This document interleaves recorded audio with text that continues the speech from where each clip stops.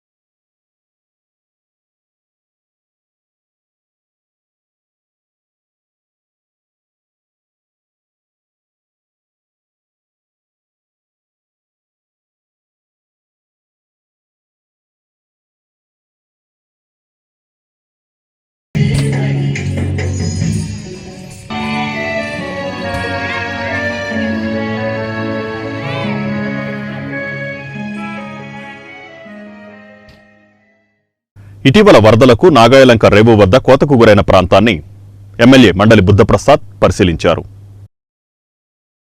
భారీ వరదలకు తెగిపోయిన పైపులైన్ పునరుద్ధరించాలని ఎదురుమొండి నాచుగుండ ప్రజలు కోరుతున్నారు.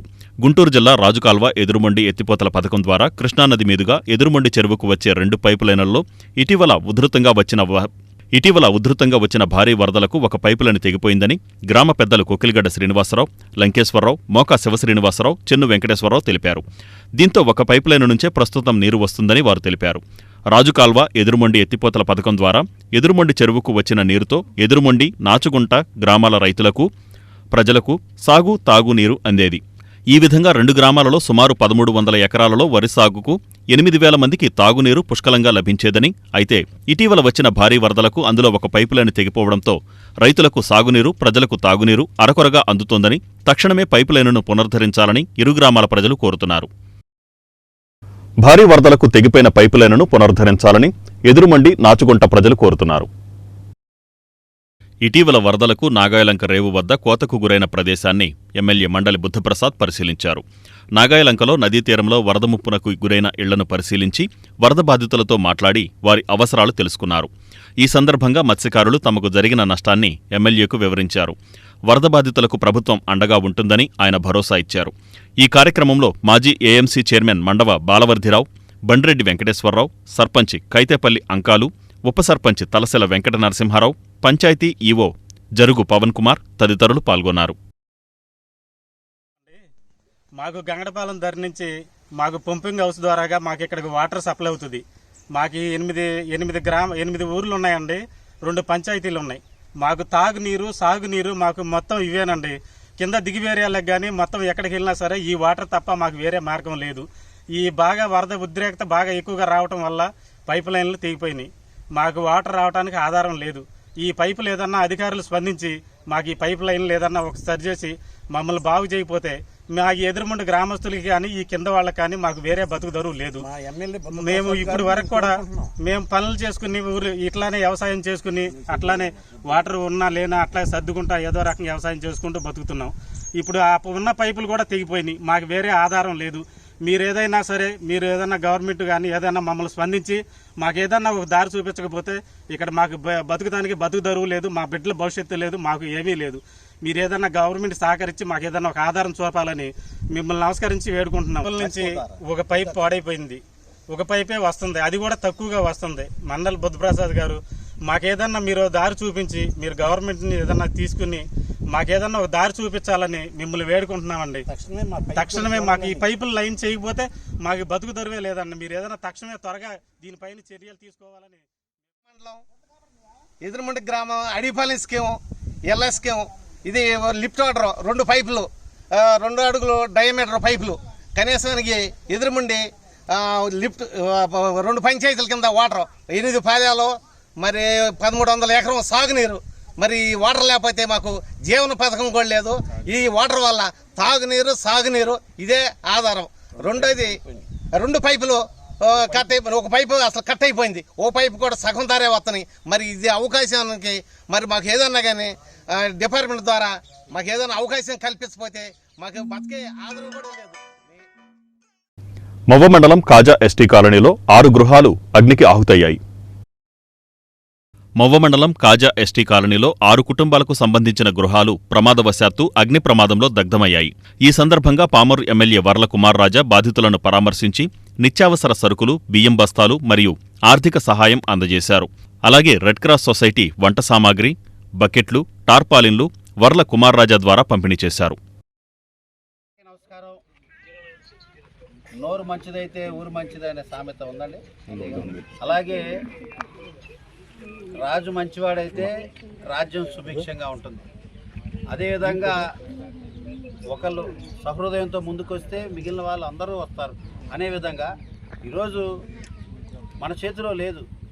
చిన్న సమస్య వచ్చింది అనుకోకుండా మన ఎస్టీ సోదరులకి 6 గృహాలు తగలబడిపోయినాయి. చాలా ఇబ్బంది, ఏమీ మిగలలేదు, వీధిని పడిపోయారు. పసిపిల్లల్ని వేసుకొని ఈరోజు అందరూ కూడా వీధిని పడ్డారు.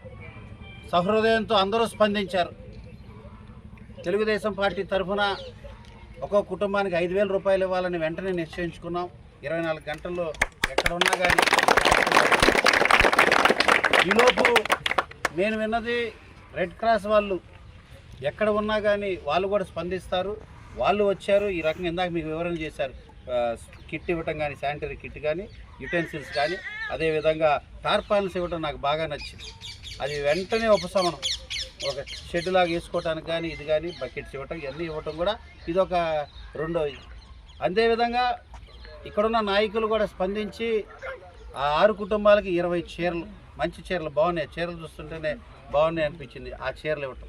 అంతేకాదు మందపాలెం నుంచి యూత్ కొంతమంది స్పందించి వాళ్ళు కూడా అందరికీ 6గురికి సంబంధించి 25 కేజీల మూట 6 రైస్ కట్టలు ఇవ్వడానికి వాళ్ళు ముందుకు వచ్చారు. అదే అంటున్నాను, ఒక మంచి మనసుతో ఒక కార్యక్రమం మొదలు పెడితే అందరూ కలిసి వస్తారు. గతంలో 5 సంవత్సరాల్లో ఉన్నప్పుడు ప్రభుత్వాలు ఈ రకంగా ఖచ్చితంగా స్పందించాల. అంతేకాదు నిన్న ఎంఆర్ఓ గారు అందరికంటే ముందు వచ్చి తాత్కాలికంగా కూరగాయలని అవన్నీ కూడా ఎంఆర్ఓ మస్తాన్ రావు గారు కూడా ఆయన కూడా ఏర్పాటు చేశారు. ఈ వార్తలు ఇంతటితో సమాప్తం. నమస్కారం.